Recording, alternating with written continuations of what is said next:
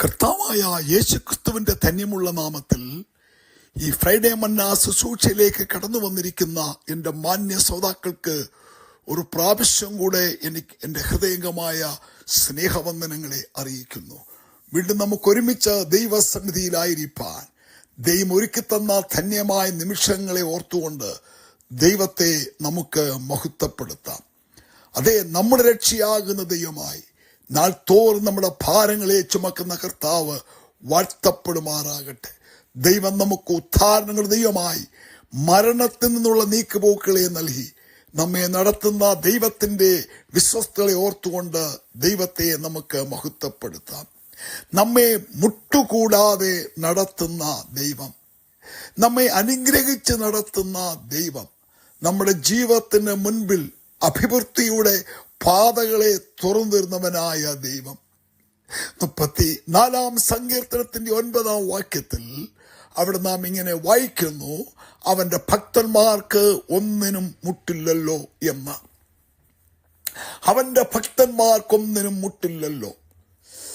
ദൈവത്തിന്റെ ജനത്തോട്, ദൈവത്തിന്റെ ഭക്തന്മാരോടുള്ള ദൈവത്തിന്റെ കരുതലും ദൈവത്തിന്റെ വിശ്വസ്തതയുമാണ് ഇവിടെ നമുക്ക് കാണുവാൻ കഴിയുന്നത്. അതേ വചനം പറയുന്നു, അവൻ നിങ്ങൾക്കായി കരുതുന്നതാകയാൽ നിങ്ങളുടെ സകല ചിന്താകുലവും അവന്റെ മേൽ ഇടുവീൻ. അപ്പം നമുക്ക് വേണ്ടി കരുതുന്ന ഒരു ദൈവം. കൂടാതെ ആ 34 സങ്കീർത്തനത്തിലെ 7 വാക്യത്തിൽ നമുക്ക് ദൈവം നൽകുന്ന, തന്റെ ജനത്തിന് ദൈവം നൽകുന്ന സംരക്ഷണത്തെ കുറിച്ച് നമുക്ക് കാണുവാൻ കഴിയുന്നുണ്ട്. അവിടെ നാം ഇങ്ങനെയാണ് വായിക്കുന്നത്, യഹോവയുടെ ദൂതൻ തന്റെ ഭക്തന്മാരുടെ ചുറ്റും പാളയമിറങ്ങി അവരെ വിടുവിക്കുന്നു. ദൈവം തന്റെ മക്കൾ കൊടുക്കുന്ന സംരക്ഷണം എത്ര വലുതാണ്. എന്നെ കേൾക്കുന്ന ദൈവമക്കളെ, ഓരോ ദിവസവും ദൈവം തന്റെ ദൂതന്മാരോട് കൽപ്പിച്ച് നമ്മുടെ കല്ലിൽ തട്ടിപ്പോകാതെ വണ്ണം നമ്മളെ കൈകളിൽ വഹിച്ച് ദൈവം നമ്മളെ നടത്തുന്ന ദൈവത്തിന്റെ വിശ്വസ്തത, സംരക്ഷണത്തിൽ ബുദ്ധിമുട്ട് കൂടാതെ, ജീവിതത്തിന്റെ ഓരോ സാഹചര്യങ്ങളിലും ബുദ്ധിമുട്ടുകൾ കൂടാതെ, ബുദ്ധിമുട്ടുകൾ വരുത്തുവാൻ നോക്കുന്ന ശത്രുവിന്റെ പദ്ധതികളെ ഉടച്ചു മാറ്റിക്കൊണ്ട് നേരായ പാതകൾ നമ്മുടെ ജീവിതത്തിൽ ഒരുക്കി, നമ്മുടെ പാതകളിലുള്ള കല്ലുകളെയും മുള്ളുകളെയും മാറ്റിക്കളഞ്ഞ് നമ്മെ സുരക്ഷിതമായി നടക്കുന്ന ദൈവത്തിന്റെ വിശ്വസ്തകളെ ഓർത്തുകൊണ്ട് ദൈവത്തെ നമുക്ക് മഹത്വപ്പെടുത്താം.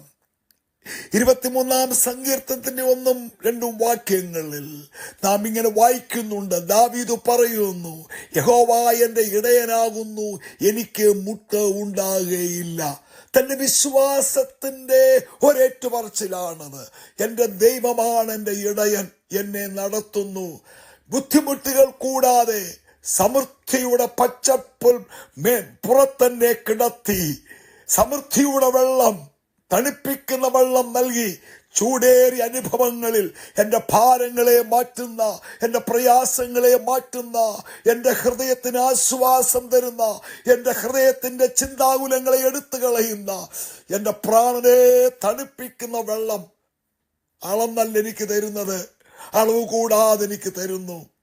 മനുഷ്യനൊക്കെ അളന്നു കൊടുക്കുമ്പോൾ എന്റെ നാഥൻ എനിക്കളവ് കൂടാതെ അളന്നല്ല അവൻ തരുന്നത്, അതിനെ അവൻ ധാരാളമായി സമൃദ്ധിയായി ഒഴുക്കി എനിക്ക് തരുന്നു എന്നാണ് ദാവീദ് പറയുന്നത്.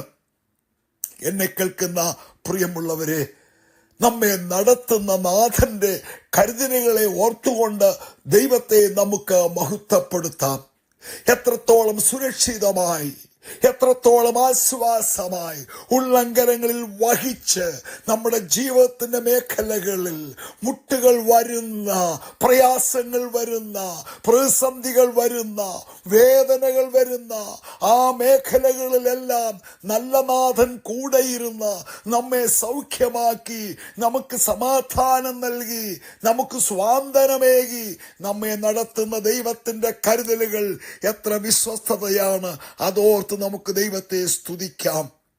കെരീത്തോട്ടിലായിരിക്കുന്ന ഏലിയാവിന്റെ ജീവിതത്തിൽ ഏലിയാവിന് സമൃദ്ധിയായി കെരീത്തോട്ടിലെ വെള്ളം കൊടുത്ത്, അവന്റെ വിശപ്പിന് സമൃദ്ധിയായി കാക്കയാൽ അവനെ പോറ്റി അവനെ സംരക്ഷിച്ച ദൈവം, വിധവയുടെ ഭവനത്തിൽ അവനെ അയച്ച് ആ വിധവയുടെ അല്പമാവിനെയും എണ്ണയെയും ക്ഷാമം തീരും വരെയും ആ കുടുംബത്തെ ബുദ്ധിമുട്ടുകൾ കൂടാതെ സമൃദ്ധിയായി നടത്തിയ ദൈവത്തിന്റെ വിശ്വസ്തതകൾ. ചൂരച്ചെടിയുടെ കീഴിൽ തളർന്നു കിടക്കുന്ന ഏലിയാവിനെ ദൈവം കണ്ടു. ദൈവം നല്ല ദാസനെ അറിഞ്ഞു.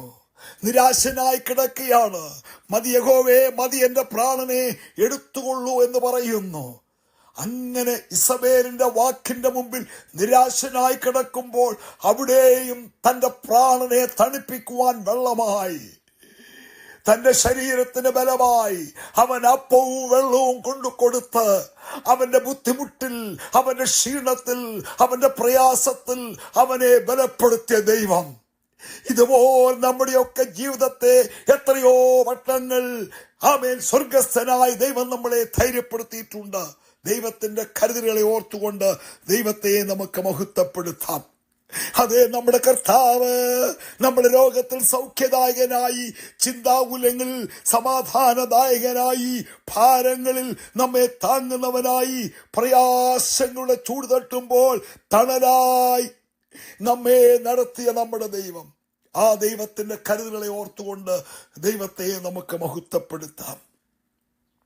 അപ്പോസ്തലനായ പൗലോസ് റോമിൽ വീട്ടുതടങ്കിലായിരിക്കുമ്പോൾ ഫിലിപ്പിയ സഭ കൊടുത്തു വിട്ടതായിട്ടുള്ള ആ ദാനങ്ങളെ ആസ്വദിച്ച ശേഷം താൻ ഇങ്ങനെ ആ ഫിലിപ്പിയ സഭയെ ആശീർവദിച്ചുകൊണ്ട് പറയുന്ന ഒരു വചനമുണ്ട്. ഫിലിപ്പിയ ലേഖനം 4-ാം അധ്യായത്തിന്റെ 19-ാം വാക്യത്തിൽ, എന്റെ ദൈവമോ, എന്നെ നടത്തിയ എന്റെ ദൈവമോ നിങ്ങളുടെ ബുദ്ധിമുട്ടുകളൊക്കെയും മഹത്വത്തോടെ തന്റെ ധനത്തിനൊത്തവണ്ണം ക്രിസ്തുവേശുവിൽ പൂർണ്ണമായി തീർത്തു തരും. എന്റെ ദൈവം എന്റെ ബുദ്ധിമുട്ടുകളെ അറിഞ്ഞ് എന്നെ ഇത്രത്തോളം നടത്തിയ, പരിപാലിച്ച എന്റെ ദൈവം നിങ്ങളുടെ ബുദ്ധിമുട്ടുകളൊക്കെയും ദൈവത്തിന്റെ ധനത്തിനൊത്തവണ്ണം അവൻ പൂർണ്ണമായി തീർത്തു തരും. എന്നെ കേൾക്കുന്ന സഹോദര സഹോദരി, നിന്റെ ബുദ്ധിമുട്ടുകൾ, ആരാലും പരിഹരിക്കാൻ വയ്യാത്ത നിന്റെ വേദനകൾ, നിന്റെ പ്രയാസങ്ങൾ, ഈ ദിവസങ്ങളിൽ നിന്റെ നെടുവീർപ്പുകൾ, ഇതിൽ മേൽ പ്രവർത്തിക്കുവാൻ ദൈവത്തിന് കഴിയും എന്നുള്ളതാണ്. അവന്റെ ഭക്തന്മാർക്കൊന്നിനും ബുദ്ധിമുട്ടുകൾ കൂടാ നടത്തുന്നവനായ ദൈവം, അവന്റെ ഭക്തന്മാരുടെ ചുറ്റും പാളയമിറങ്ങി വിടുവിക്കുന്നവനായ ദൈവം. ദാവീദ് പറയുന്നു, എന്റെ ജീവിതത്തെ ബുദ്ധിമുട്ടുകൾ കൂടാ നടത്തുവാൻ കഴിവുള്ളവനായ ദൈവം. അതെ, ഇന്ന് നിങ്ങളുടെ ജീവിതത്തെ അനുഗ്രഹമായി നടത്തുവാൻ, ഭാരപ്പെടുന്ന വിഷയത്തിന്മേൽ പരിഹാരം തരുവാൻ ദൈവം വിശ്വസ്തനാണ്. അവന്റെ കരങ്ങളിൽ ഏൽപ്പിച്ചു കൊടുക്കൂ. ഞാൻ നിങ്ങൾക്ക് വേണ്ടി ഒരു വാക്ക് പ്രാർത്ഥിക്കട്ടെ. പരിശുദ്ധ പിതാവേ, എന്റെ കേൾവിക്കാരെ അനുഗ്രഹിക്കണമേ.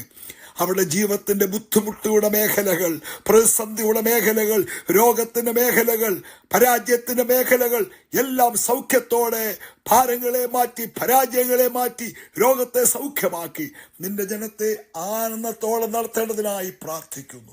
നിന്റെ നാമത്തിൽ അനുഗ്രഹിച്ചു പ്രാർത്ഥിക്കുന്നു.